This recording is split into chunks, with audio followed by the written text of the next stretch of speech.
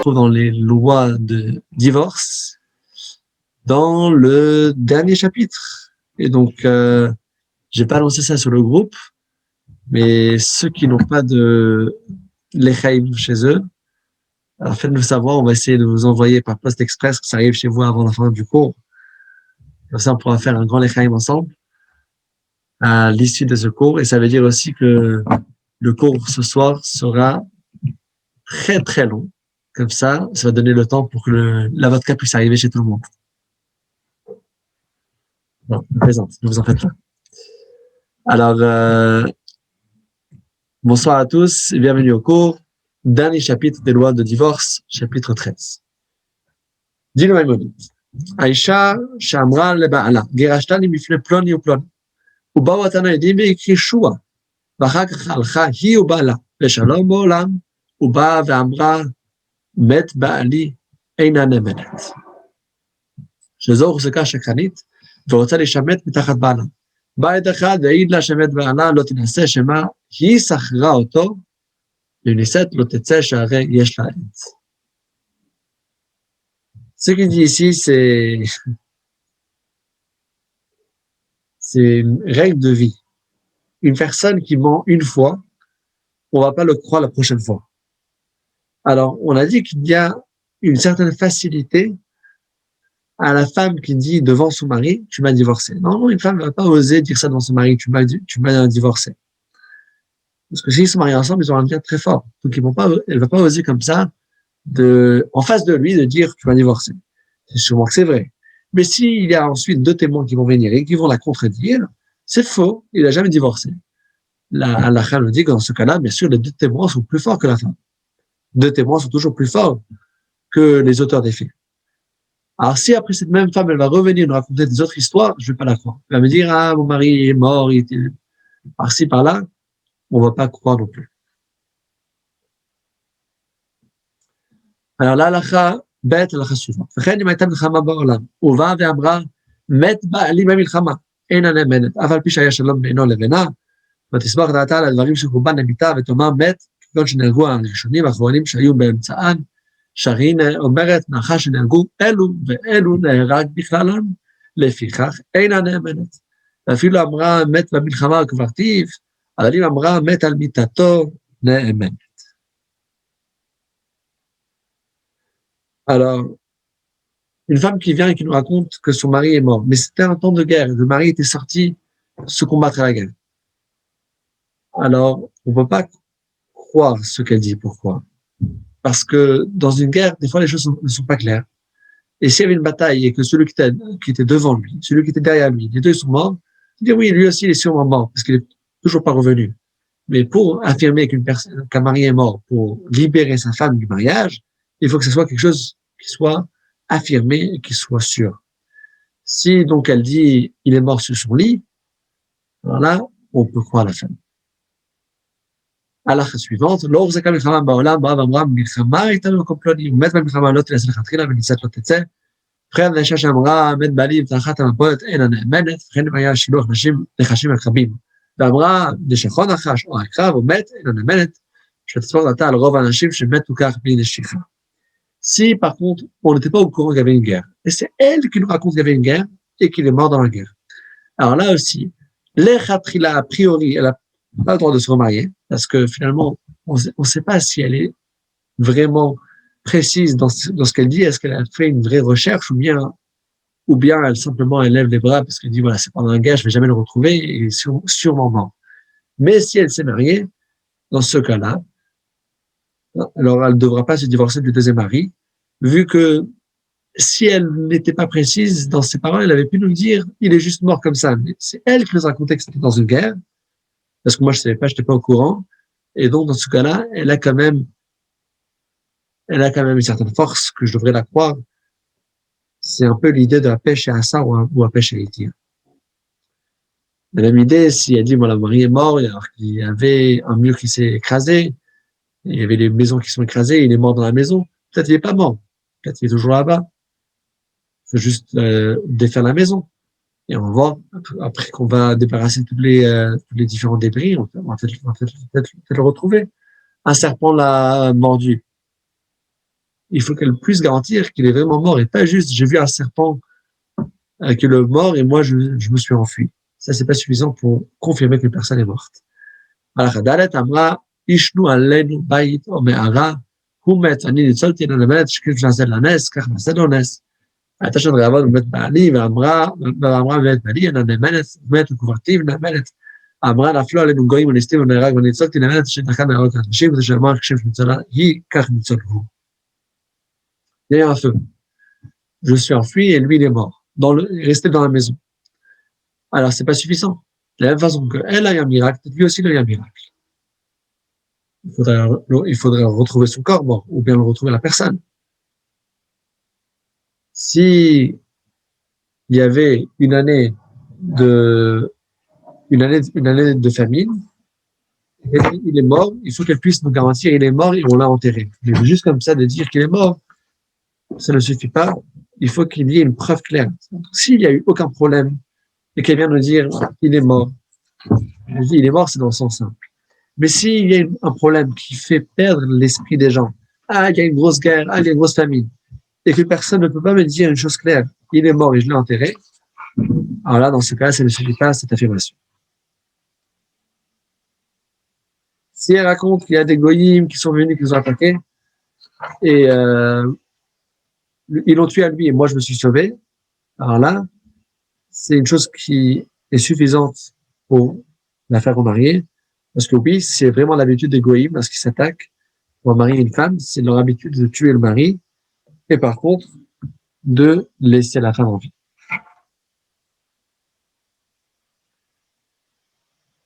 Alors, bon, il y a un sujet, un très grand sujet, qui était discuté dans les derniers 20 ans. Depuis l'attaque qu'il y avait le 11 septembre sur le Tour Eiffel, alors, il y avait beaucoup de juifs qui travaillaient là-bas, il y a eu beaucoup de miracles, beaucoup de missiles, les juifs qui étaient sauvés, et que pile ce jour-là, ils sont pas rendus dans leur bureau. Mais, il y a énormément de juifs qui sont aussi décédés. Alors, bon, les rabbinim, ils ont dû travailler en très longtemps parce que ça ne suffit pas de dire que je suppose que mon mari était dedans et qu'il est décédé. Parce que je le retrouve pas. Si c'est juste une indication floue, comme ça ne suffit pas. Il faut vraiment travailler dessus pour retracer quelque chose de concret. On a un témoignage qui est au bureau. Et là, ça c'est une chose qui était vraiment discutée. Ça a pris quelques années pour pouvoir permettre toutes les femmes qui étaient mariées et qui n'ont jamais retrouvé leur mari, qu'elles ne restent plus aguna, mais qu'elles puissent vraiment se remarier. Alors, si on avait une indication claire, c'est bien. Sinon, avec l'ADN, on peut retrouver différentes choses. Mais c'était compliqué parce qu'il n'y avait pas toujours l'ADN qu'on pouvait retrouver. En tout cas, ça, c'est un grand sujet. Comment faire? À cause de ce problème-là qu'on apprend dans cette halakha-là, qu'on peut pas juste dire avec une estimation à peu près, oui, il est sûrement mort. Parce qu'une femme mariée, c'est pas une blague. Et si elle veut se remarier, il faut être garanti que son mari est mort.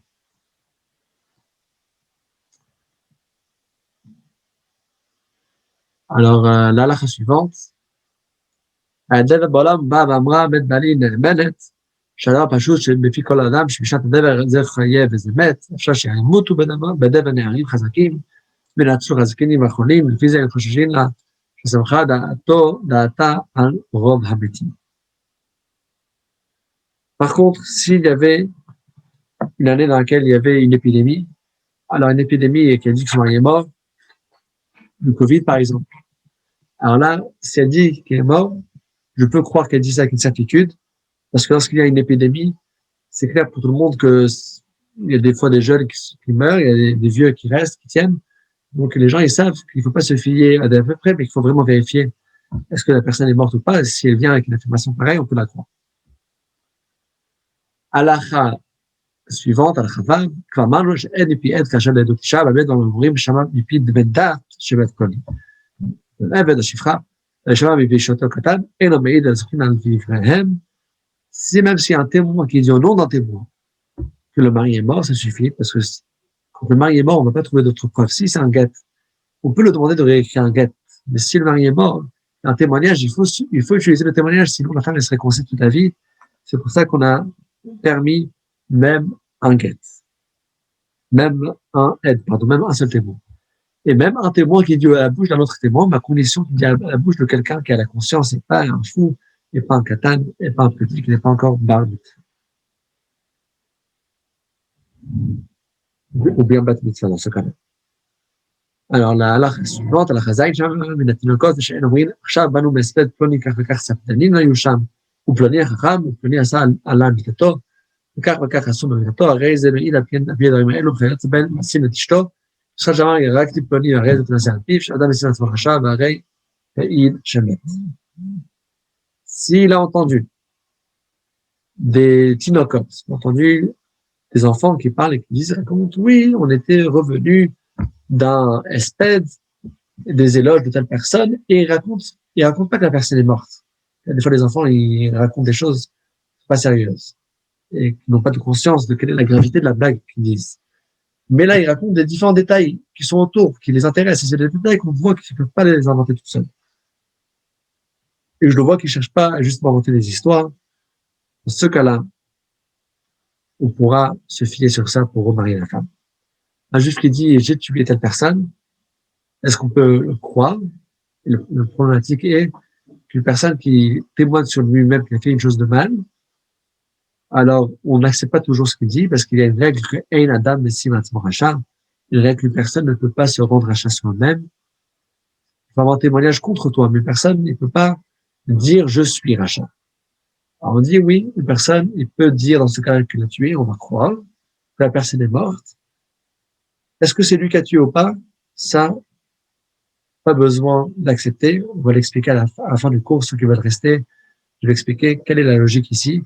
Dans quel cas est-ce qu'on écoute et qu'on croit une personne qui raconte des bêtises sur lui-même? Dans quel cas on ne le croit pas? Et pourquoi est-ce que même lorsque je ne le crois pas, je peux quand même croire certains éléments, comme dans ce cas-là, une personne qui dit j'ai tué telle personne, on va le croire sur l'élément que telle personne est morte. Un cas très intéressant. On va le voir à la fin du cours, le sens du pourquoi. ללכת, כבר אמרנו שגוי שצריך לתומו, ושים הפיו, קצת הגוי מצליח ואומר, אוי לפלוני שמת, כמה היה נאה וכמה טובה, עשה עימי, או שהיה מסיע ואומר, כשהייתי בא בדרך ונפל פלוני, כשהגיא המלך בדרך עמנו מת, ודבר דבר זה כתב מת פתאום, וכיוצא בדברים אלו של מרין, שנגנתו להעיד, הרי זה נאמן, בישראל שם גוי מצליח לתומו, מזיד ששם ממנו ותנסה הפיו. Un goy, si le goy, il vient et qu'il cherche à nous donner l'information que tel juif est mort, on ne le croit pas. Le goy ne connaît pas la gravité du sens du mariage juif. Mais si le goy ne cherche pas à établir ce fait, il veut juste dire autre chose.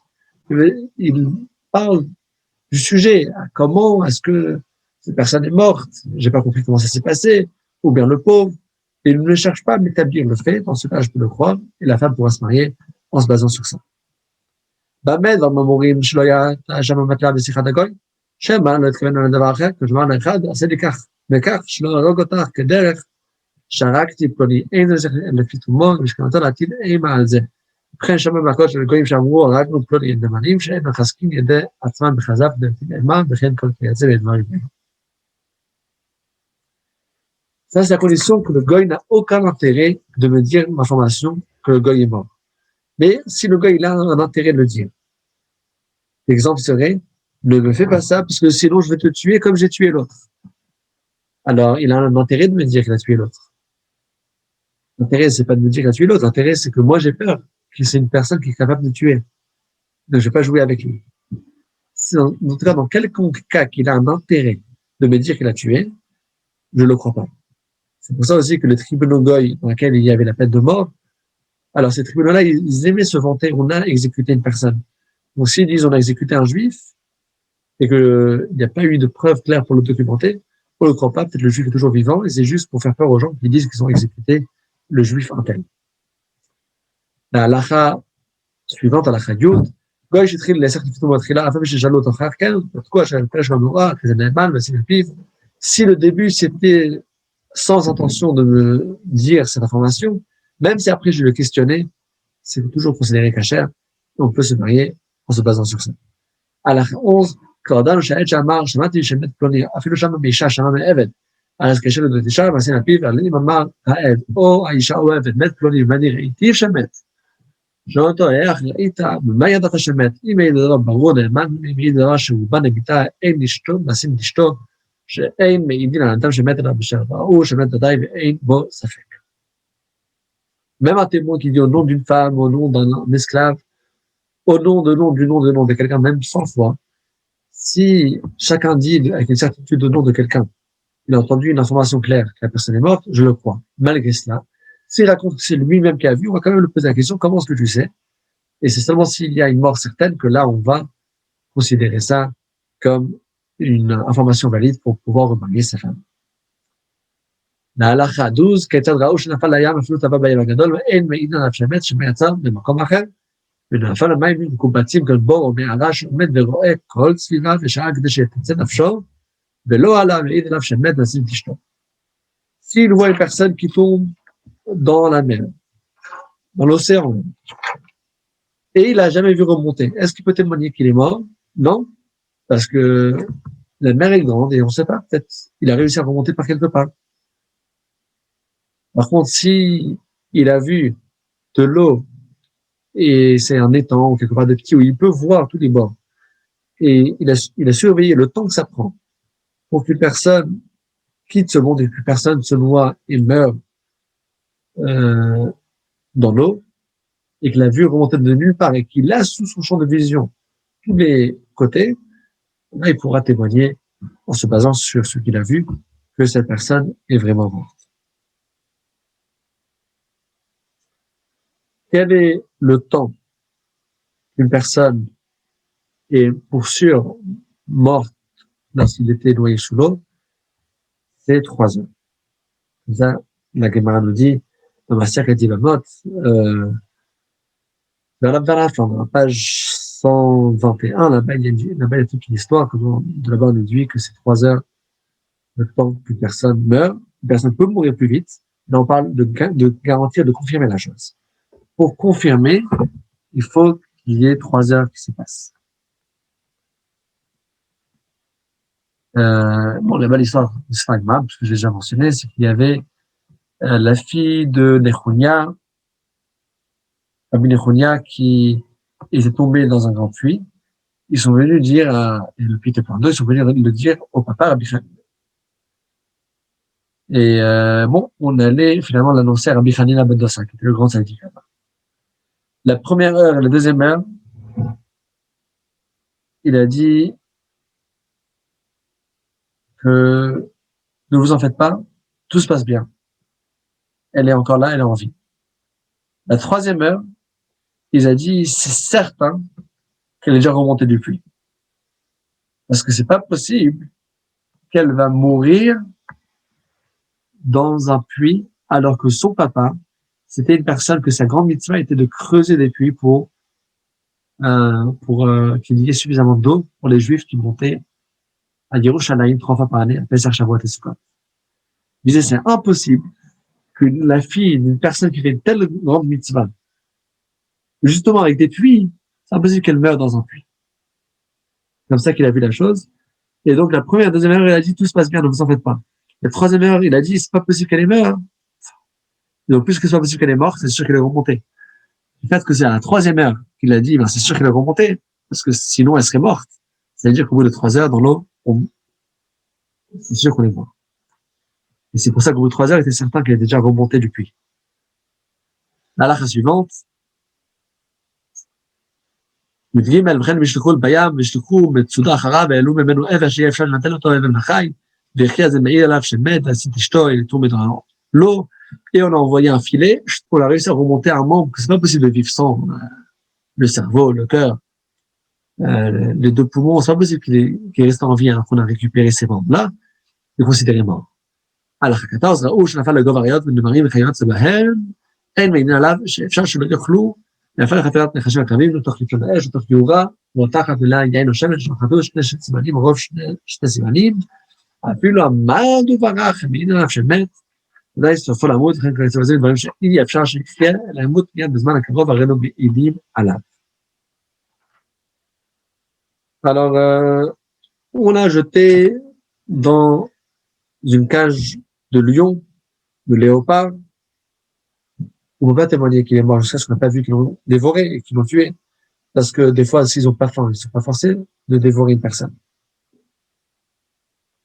Mais si on l'a jeté ou bien il est tombé dans un puits, dans un trou, là où se trouvaient des serpents, des scorpions, en khafira, c'est un trou. Donc là, lorsqu'ils tombent, ils les écrasent. Et lorsqu'ils les écrasent, automatiquement, ils vont se défendre, ils vont l'attaquer avec le venin. Alors là, on le considère mort. S'il est tombé dans une fournaise, ou bien on a fait la shrita des deux tuyaux qui sont dans le cou, mais la majorité de ces deux tuyaux, de l'œsophage, pour respiratoire, et le tuyau alimentaire, dans ce cas-là, il est considéré mort, même si on voit qu'il s'enfuit après, c'est une vie temporaire, c'est sûr qu'il va mourir. Donc on peut déjà témoigner, on peut témoigner qu'il est mort. Halakha 15. ראו צלו בעורף אוכל בו, אף על פי שהתקרבו ירו בו חיצים למעיד עליו שמת, ועורף אוכל מקום שנפש יוצאת מבחינתו, כגון מוחו ליבו ולמאיו, איזה מעיד עליו שמת. Alors, ce qu'il dit ici, c'est que si on a vu comment il était accroché au poteau, c'était une des façons comment ils exécutaient les gens avec beaucoup de cruauté, ils l'attachaient sur un poteau et les oiseaux venaient dévorer sa chair. Même s'il y avait des flèches qui étaient sur lui, même si les oiseaux vont déjà picorer de tous les sens, et c'est toujours pas un témoignage qui est mort. Mais si on voit comment les oiseaux mangeaient des membres essentiels, comme son cerveau, son cœur, etc., alors là, on peut témoigner qu'il est mort.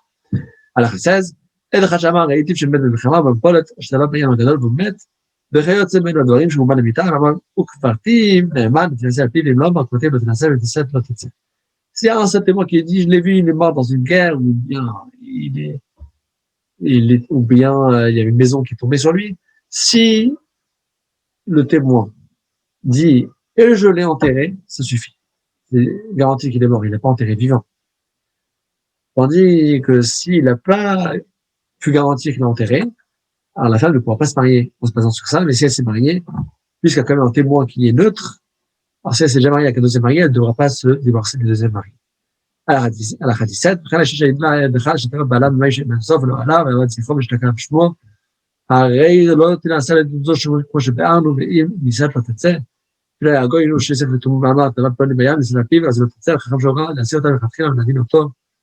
Une femme qui a un témoignage, son mari est mort dans un océan, on ne comprend pas la fin. On a déjà dit la règle, elle ne pourra pas se marier de base, et si elle s'est déjà mariée, elle ne devra pas se divorcer. Alors, à 18, מצאו ההרוג עומד בפתחתו, וחתומו בפרצוף כאלה פניו כימין, ויכירו בהן שהוא פלוני מעידין עליו, וניתן לאחד מאלו, אף על פי שיש להם סימנים בגופו בכליו, ואפילו שומה אין מעידין, שמאחר הוא במן והממורים שראו בתוך 3 ימים אחר הריגתו או מיתתו, אבל אחר 3 אין מעידין עליו, מפני שפרצוף פניו משתנה. Alors, ce qu'il dit ici, c'est que si on retrouve une personne qui est morte, est-ce qu'on peut témoigner sur lui et garantir, oui, c'est la bonne personne et je sais pour sûr que voici, ça c'est le bon. Alors, ça dépend. Si je vois clairement son visage et qu'il y a un témoin qui peut témoigner c'est qui, alors ça marche, mais ça doit être dans les 3 premiers jours. Parce qu'après les 3 jours, il y a déjà le visage qui se change et ça doit être un signe clair, ça doit être le visage ou une partie du visage que je peux reconnaître. Mais s'il y a des autres signes dans le corps, ça ne suffit pas. Bon, après avec l'ADN, c'est un autre moyen qu'on a, l'ADN, puisque c'est unique à chacun. C'est une discussion, mais la majorité des personnes finalement reconnaissent que l'ADN, ça suffit pour établir qui est la personne qui est morte. הלכה 19, טבע בים והשליכו בים ליבשה, אפילו לאחר כמה ימים, אם יקרוא פניו חותמו בין עליו שנשלם להם במים, ולאחר זמן מרובה, ביבשה אחר שהושלך מן הים, שעות, ונטפח, אין מעידין עליו שהרי נשתנה. S'il était dans l'eau. Il essaie de te noyer. Là, même si c'est plus que 3 jours qui sont passés, le corps ne se décompose pas si vite. Mais si après qu'il était dans l'eau à un certain moment, il est ressenti même quelques heures, alors là, le changement entre l'eau et l'extérieur de l'eau, ça fait qu'il va pourrir encore plus vite. Donc là, il n'aura plus que quelques heures. Je crois qu'il aura toujours sa forme avec lui. À la Chava, כשנסתכלים בצורתו, ולהכירו, להעיד עליו, אותי אותו ורואה אותו, אפילו בלילה לא הלבנה, וכל עומד ברחוב ואומר שהוא פלוני בן פלוני ממקום פלוני. והרי נשכון אחר שהרי הוא מת, הלכו מצאו שנשתנה ולקורו גם להציל את אשתו. Donc, pas besoin de regarder son visage sous le soleil, ça peut être de le voir à la lumière de la bougie, et ça suffit aussi, ou bien à la lumière de la lune. Si on a vu une personne de loin, sans le reconnaître, il nous crie, il nous dit voilà, je suis un tel. Et on voit que tac, il est mort, et tant que je m'approche, je peux déjà plus reconnaître son visage. Oui, ici, il y a un exemple, il était mordu par un serpent, le venin, il monte vite, et il a déjà changé les traits de son visage. C'est peut-être un soldat dans la guerre, et qu'il y a une bombe qui a explosé sur son visage. Puisqu'il nous a dit juste avant de mourir, c'est qui, on peut faire confiance, il nous a pas dit ça juste pour rien, et donc c'est bien lui qui est mort, et sa femme pourra se remarier sur ce témoignage. הלכה 22, יצא ישראל וגוי במן במקום אחד, והגוי יצא לפתומו ואמר, איש יצא עמי מכאן מת, נשיא את אשתו ואפי שאין הגוי יודע אותו האיש, ושמע אותו עקיף. Un juif et un goy qui ont pris un voyage ensemble, le goy revient, lui raconte des fitoum, il nous raconte sans essayer de nous établir les faits, juste en nous racontant une histoire. Ah, le pauvre, il est mort. S'il nous confirme qu'il est bien mort, il l'a enterré. Alors là, ça suffit, on pourra remarier la femme en se basant sur ça. לחברתו, הולכים לצל 10 בני אדם כאחד מכל מקום, ועשוי בקולם, נציג גמלים, וחצי ומל, ועושה כתוב לפתאום במאמר שעשה, שאנשים שבחרו במקום פני, ועושים כך וכך מתו כולם, ופענו, ומסיעים את נשותיהם.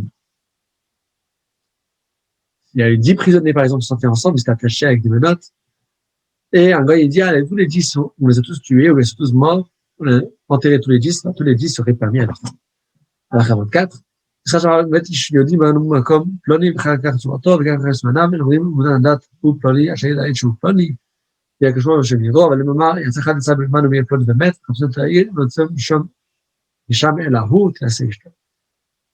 Donc, le juif qui vient et qui nous dit, il y a un certain juif qui est décédé, je le connais pas vraiment, mais voilà, il avait l'air comme ça, il donne une description exacte avec des signes, il avait un sac rouge, et il était comme ça, il mesurait telle taille, couleur de yeux, et son style. Alors, est-ce qu'on peut évaluer et estimer c'est qui? On dit non. C'est pas de la blague, il faut vraiment être sûr, il n'y a pas d'estimation, il n'y a pas de à peu près ici. De l'autre part, ce qui est très très important, c'est, dans ce cas-là, faisons une recherche très simple.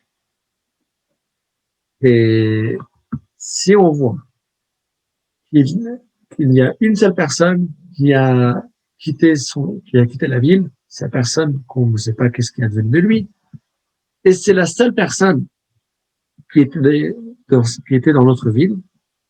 À l'époque, c'était des petits villages, donc c'était plus facile de suivre. En tout cas, si on est certain qu'il manque qu'un, qu'on a une indication avec des signes approximatifs que c'est bien lui, alors là, je peux, en me basant sur les signes uniquement, je peux établir que c'était bien lui. Mais si c'est juste avec une estimation et que à peu près, ça, je peux pas établir qui était cet homme. הלכה 5, מצאו כתוב בשטר מת איש פלוני ופלוני, רק איש פלוני, נדע שזה כתב ישראל, אז נעשה אשתו, כפי שנעשה, כל דרך שבודקים לגיטין, ונמצא מעטה מכוונת, וכתב שמת פלוני ופלוני, סומכים על כתיבתו, ותנסה.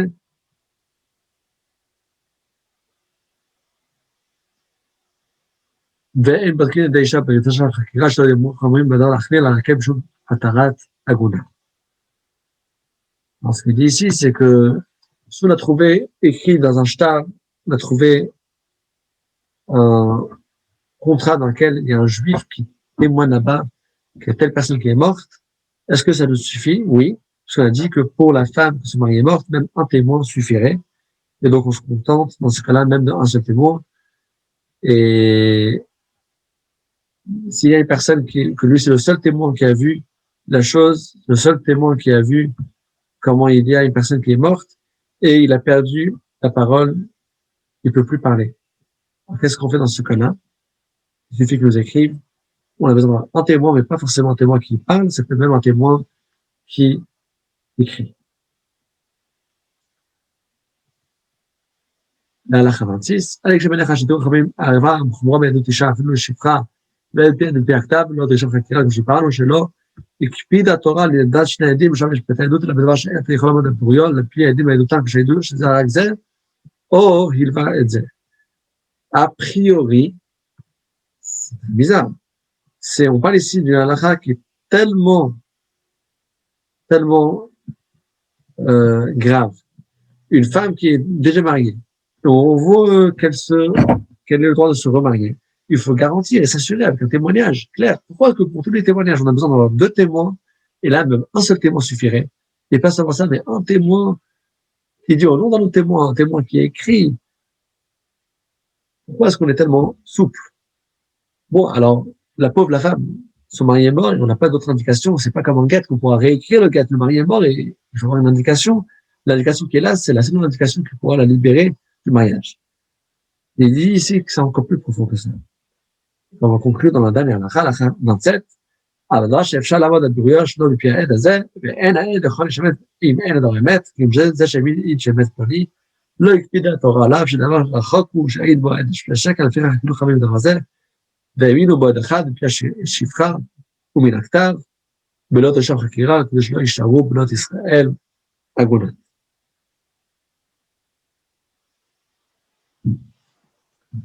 Mais une chose dans laquelle, de toutes les façons, je vais découvrir la chose et je vais savoir exactement quel était le fait. Par exemple, une personne qui est morte, si c'est faux, on va savoir, tôt ou tard, on va savoir que c'est un menteur. Parce que c'est une personne qu'on dit qu'il est mort, mais en fait, il est toujours vivant, on va entendre de lui quelque chose. Il va revenir quelque part. Il y aura un message qui va venir de lui. Et donc, on considère que c'est le chazaka, on considère que c'est certain qu'une personne normale ne va pas mentir dessus. Autant que la personne est une personne normale, qui a une certaine conscience, un minimum de conscience, pas besoin d'avoir un vrai témoignage. Il faut juste avoir une indication claire qu'il est mort. Ou si j'ai un seul témoin qui dit un nom d'un autre témoin, tant que j'ai une indication claire qu'il était mort, ben si c'est passé par un témoin, j'ai pas besoin d'avoir un témoignage complet, même un petit témoignage suffirait dans ce cas-là. Et donc, c'est pour ça qu'on est facile et qu'on est souple, parce qu'on veut permettre à la femme de se remarier d'une part, mais d'autre part, les Khamim, ils ont dit qu'il y a ici une garantie que personne ne va mentir sur une personne en disant qu'il est mort alors que personne n'est vivant. Il ne faudra pas se faire passer comme un fou non plus. Brich Havana de Sayan et Mazal Tov pour la clôturation de toutes les lois de divorce, de s'attacher devant soi. On va passer aux nouvelles lois, les lois de Ibum Khalitza. C'est un sujet passionnant de s'attacher.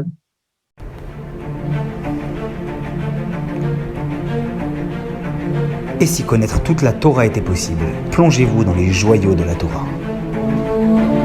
Étude du Rambam, le Maïmonide, cours de qualité par des rabbins francophones aux 4 coins du globe. Un chapitre chaque jour, à raison de 20 minutes, pour finir en moins de 3 ans l'apprentissage de la Torah. Relevez le challenge, tous les soirs en direct à 20h30 ou 21h30 heure israélienne. Nos cours sont accessibles à tout moment, YouTube, Facebook et sur notre site torah24.com.